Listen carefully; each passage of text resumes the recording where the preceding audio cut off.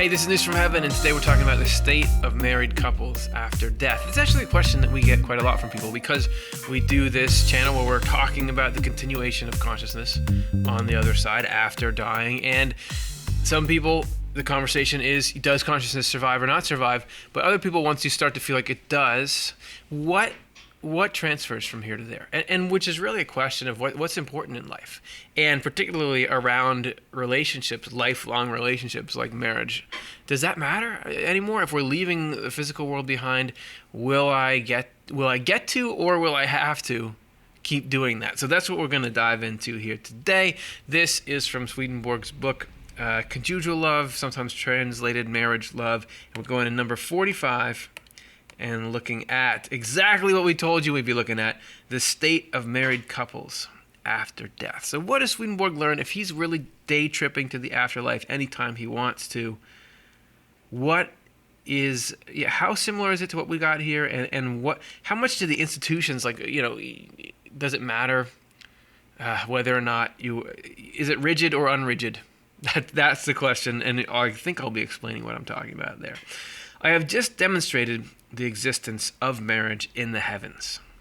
So I must now show whether or not the marital bond entered into in the world will last and remain stable after death. In this conversation here, I have demonstrated the existence of marriage in the heavens. The context for what he's getting at there is, and this is certainly something that I've encountered on YouTube, so it's still around now, but there's this passage in the Bible where it says, will neither marry nor are given in marriage, right? So a lot of people think that reading that literally rather than correspondentially, there is no marriage. You're all one in Christ. There's not the same kind of world where you could have somebody that you have a crush on and have a relationship with and all these sorts of things.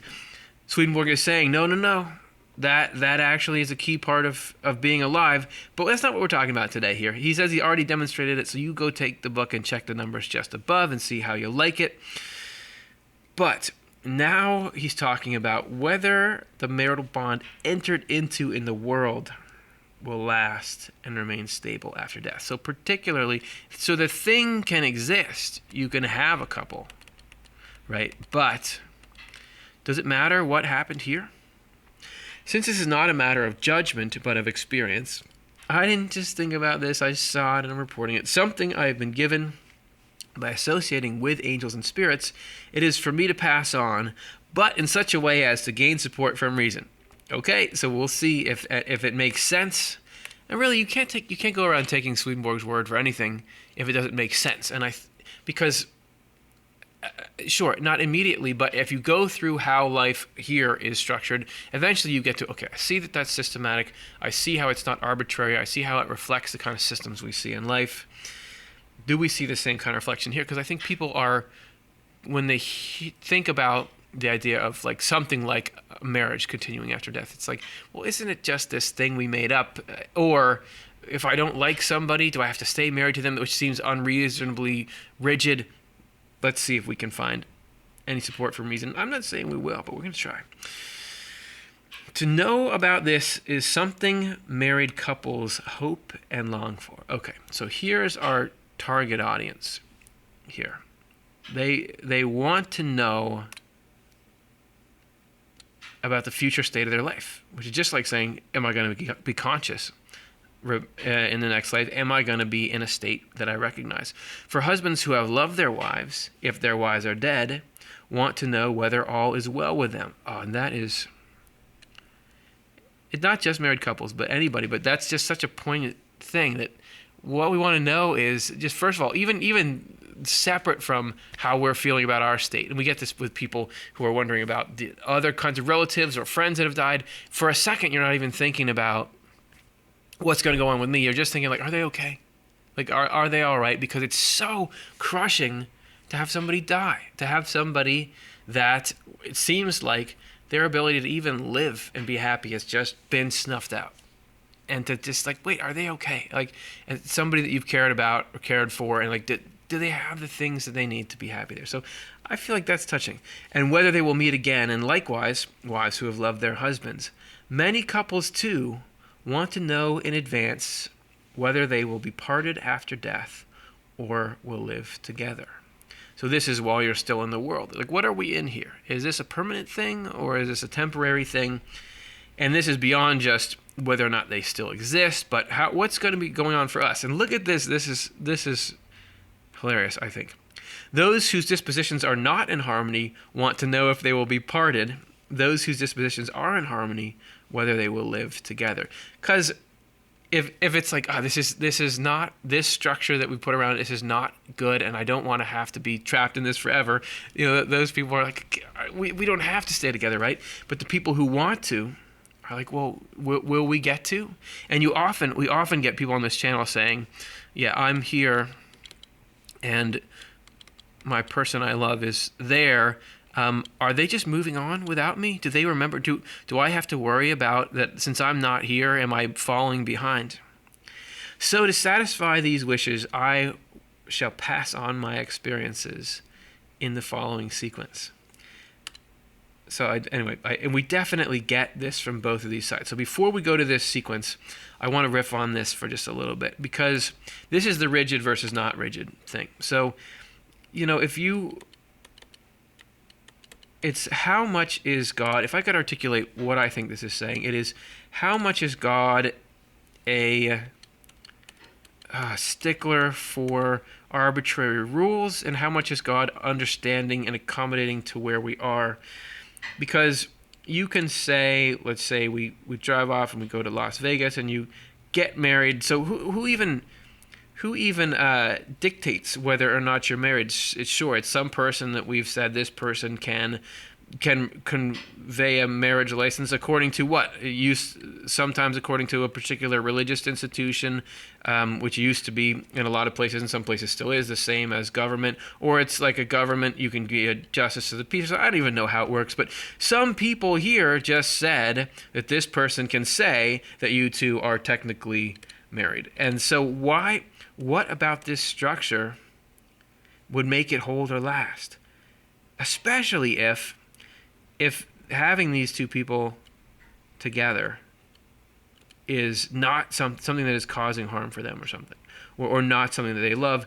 Does this stuff over here outweigh the reality of what's going on between them? How does God see it? Is God just saying, well, what I notice is what was done by these institutions, and is God really plugged into those or whatever? Or am I noticing what's going on with people, and how rigid is it if it doesn't make sense? But it's like, not, but you signed the paper, you're there. This is what I mean. Does that make sense? Of rigidity, what is God legalistic about life? Or is God human? And how much power do human rituals and institutions have? That's what I'm talking about when we're wondering about the continuation. All right. And I don't know if we're going to get to it in these section titles, but let's see. Number 1, everyone retains his sexual love after death, exactly as it was inwardly. That is, as it was inwardly in his thought and will while in the world. Pair with that, the same is true of conjugial love. If you're not familiar with this, that is often translated marital love or marriage love. It's actually, I believe, and I'm going to be out of my depth here, this is a word that doesn't have a direct English equivalent. It's not the same as conjugal. Some people equate it with that, but there's this extra syllable in here. And this is something that is sometimes translated true married love. And we can see a bit of a contrast. This is a bond. We did another series of shows where we called this twin flames or soulmates. This is like romantic love. The connection that we sort of is probably at the heart of like movies that portray romance as this amazing thing. This is a growing together. It's what the whole book is about. And somehow this is different than this. So if you go into these sections, you'll see it. We're not going to have time today, so you're going to get my flawless summary of what this is. Briefly, and this sexual love is not always how it's translated, but what it is essentially your attraction to people. To how he defines it here is sexual love is just like, I think that a broad group of people is attractive to me. Right? It's just the natural, like, I'm starting to turn into a teenager. I'm starting to notice things. That's what that is. And that, like all things in us, is a part of who we are. So it doesn't just dissipate.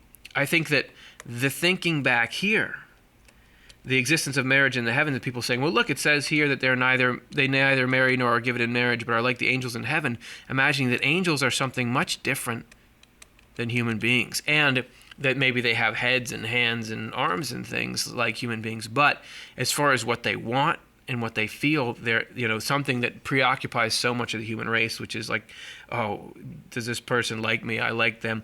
Doesn't apply here. But that is what makes us beings. So that maintains, and exactly as it was inwardly in thought and will while in the world.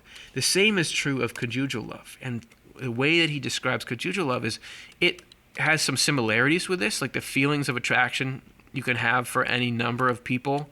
You can feel a similar start to it, but really conjugal love is this deep joining together in the mental, emotional, spiritual levels of two people to each other. And this love is only focused on one individual and on growing closer and closer. And it's a complex topic in itself. He talks about like the core of it is actually friendship, but it's this full joining that then symbolizes all this stuff. We did a number of shows about it. So these are actually different things. And we can think that they're the same, but they're different. But both remain with us in the world. Both of these occur. You may think of this one, conjugal love, is something that's between people, but actually also it is something that exists inside of a single individual. So let's say you feel like you're in love with somebody, they've got some conjugal love in them, and you've got some in you, and these two God is trying to join. But you have an individual state of it in yourself, and so do they. And this individual state is what remains in you. So this is the plane into which this love, which, by the way, all love is what? Coming out of God. So if God is the source of love, what's trying to happen here is this joining together of love and wisdom, which manifests in people as this conjugal love, is God trying to join people together through their willingness to receive. That willingness to receive remains in the life after death. And you've got to have that laid down as your foundation to understand how that affects whether or not we're talking about, those people. Are they going to stay together? Married couples generally meet after death. This is number 3. Married couples generally meet after death. Of course, you're going to be like, well, where's my... At least you want to know what's going on with them. Recognize each other. Some people actually can get worried about this because... especially if you have somebody that you really feel like you want to be with, but they died, 30 years before you? And if you've heard, and Swedenborg does talk about how we progress in how we look and appear as we go through our spiritual, continuing spiritual evolution in the spiritual world. Are they even going to, if they've been away from me for 30 years, are they even going to recognize me? They do recognize each other, renew their association, and for some time live together. So all states of life return. So you can even have this couple going back to the state of life they were in.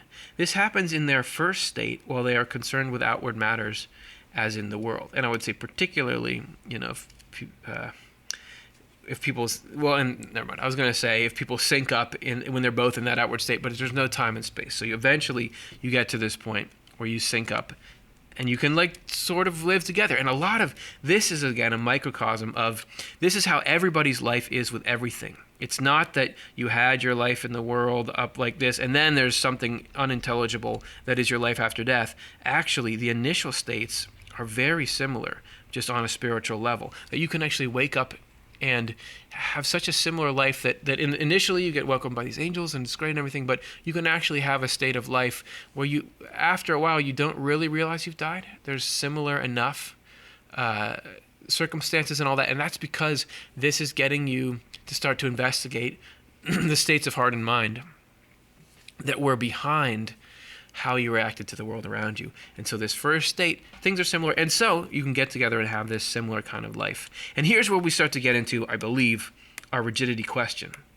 But by stages, as they put off their outward state and enter instead into their inward one, They perceive what their mutual loves and feelings toward each other were like, and whether or not they can live together. So here we're starting to get an answer. What is it that qualifies whether or not a relationship goes on? What's the mutual love and feelings toward each other like? That this is actually not dictated. If we were to be so bold as to scroll up, it seems like what we're saying is this is not about the human casing we put around it, whether what was on your certificate or not. That sure, that's something. It seems to be that, well, that probably based on the life you follow after it, could lead to you meeting up and living together. But it seems like what dictates whether or not this actually goes forward, it's all about how do they feel? How do we feel about each other? And what's the state of our partnership really like? Whether or not they can live together. And this outward state, I was going on and on about how life initially is similar, but just like here you can have, people can be living sort of in a dynamic, any kind of people, and it could be an office, it can be a family, it can be a whole country, and sort of like there's a bunch that's unsaid, right? There's a bunch that's unsaid and uninvestigated, and it's underlying and affecting everything, but it's just not really addressed, and you fall into this sort of habit where it's not. This outward state, you continue in this, but as we move into the inward state, again, this is the same journey an individual takes, where at first there's a lot unsaid about who they really are and what they really want to do with their life and whether they're pursuing what's good and true or what they want to go to. As you go into this inward state, you begin to figure out who you really are. And as you both go into this inward state, you begin to figure out, look, is this really what's best? Whether or not they can live together. If they're able to live together based on what their mutual loves and feelings towards each other are like, they remain a married couple. But if not, they part. Sometimes the husband leaving the wife, sometimes the wife leaving the husband, sometimes each leaving by a mutual agreement. So it could be that one person sees it, one person doesn't, but it's not going to be that. What I like is that it's based on what's the reality underneath.